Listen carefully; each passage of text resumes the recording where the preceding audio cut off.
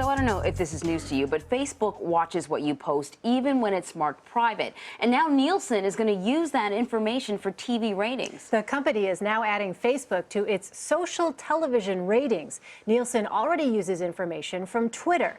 CNET senior editor Dan Ackerman is here with us. Dan, thanks for being with us.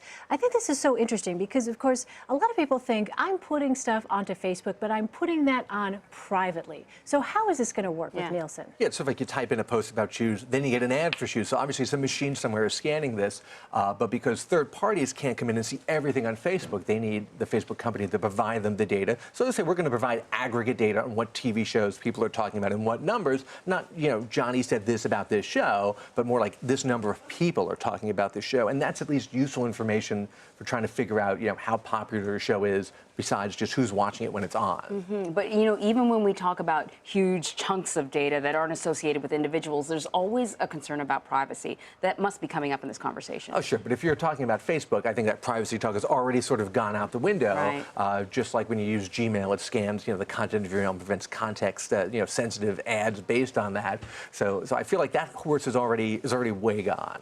Do we know how advertisers and networks are using, social chatter, which is, it can be anything from a quick mention of, yes, I like it, or no, I didn't like it, or something like that, to weigh in on TV ratings? Because it seems like it'd be a complicated formula when you look at social and you can chatter. weigh the buzz, sort of, how popular something is in terms of people talking about it, but there are certainly examples where everyone talks about a show. Let's say Sharknado. There was a huge social media thing about that, but the ratings were just okay. There wasn't, more people tweeted about it than actually watched it. So it doesn't help you sort of sell more ads or sell those eyeballs, and that's what these guys are doing, but you have to, maybe you can get a feel for who's going to watch it on demand later, and that's almost more important now than that appointment-based viewing. That's sort of the old model.